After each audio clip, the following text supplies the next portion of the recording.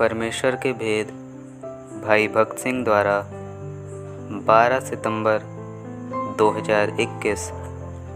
मूसा पर्वत पर चढ़ गया और बादल ने पर्वत को छा लिया और वो बादल उस पर 6 दिन तक छाया रहा।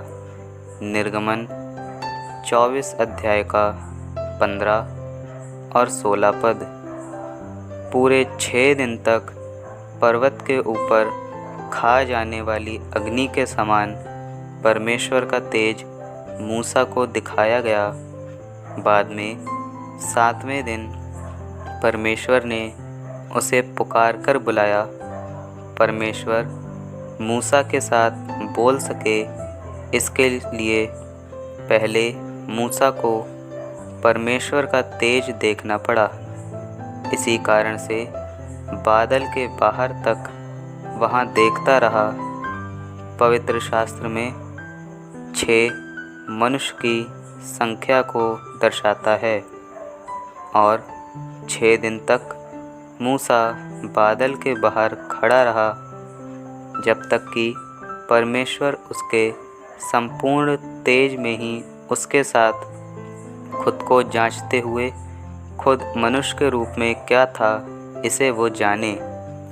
जब आप खुद को पड़ोसी के साथ जांचते हैं तब विचार करते हैं मैं उसके मुकाबले अच्छा हूँ, मैं इतना खराब नहीं हूँ, सचमुच पापी हूँ परंतु इतना बड़ा पापी नहीं हूँ।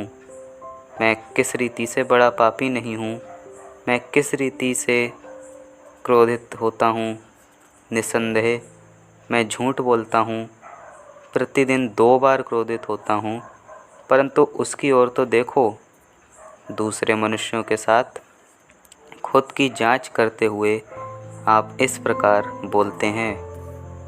परंतु मूसा पर्वत के आगे 6 दिन खड़ा रहा। तब परमेश्वर स्वयं कौन है इसे उसने मूसा को बताया। जैसे जैसे वो परमेश्वर का तेज देखता गया वैसे वैसे उसके साथ खुद को जांचता गया। वो कितना ऊंचा महत्वहीन बना। अंत में उसने परमेश्वर के समक्ष स्वीकार किया, हे प्रभु, मैं कुछ भी नहीं, किसी महत्व का नहीं। जब हम परमेश्वर की पवित्रता के साथ खुद को जांचते हैं तब हम क्या हैं, सिर्फ भूमि पर का कीड़ा। इसलिए बादल में प्रवेश करने से पूर्व उसे नम्र बनाने के लिए परमेश्वर ने मूसा को इस तेज के समक्ष खड़ा करा। हम सबको गर्विष्ठ बनाने के लिए हमें इसी रीति से नम्र बनना चाहिए। हमें प्रतीक्षा करनी चाहिए। हम बादल के अंदर नहीं जा सकते। सिर्फ नम्र खेदित हृदय के साथ ही परमेश्वर हमसे बातचीत कर सकता है। उसके बाद परमेश्वर के साथ अकेले रहने के 40 दिन आए। पवित्र शास्त्र में 40 की संख्या कसौटी परीक्षा को सूचित करती है।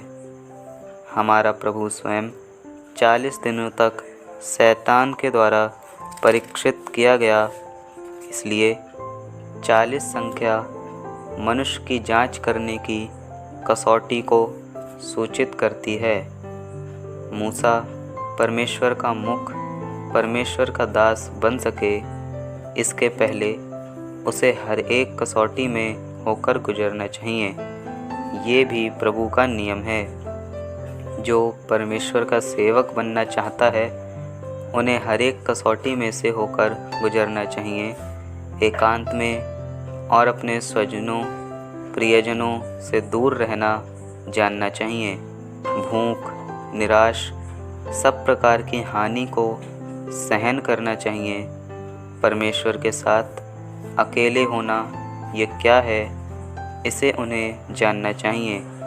कितने ही लोग विचार करते हैं कि 3 वर्ष बाइबल कॉलेज जाने के द्वारा इब्रानी, यूनानी तत्व ज्ञान सीखने के द्वारा वे परमेश्वर के सेवक बन सकते हैं, परंतु ऐसे मानसिक ज्ञान के द्वारा कोई परमेश्वर का सेवक नहीं बन सकता।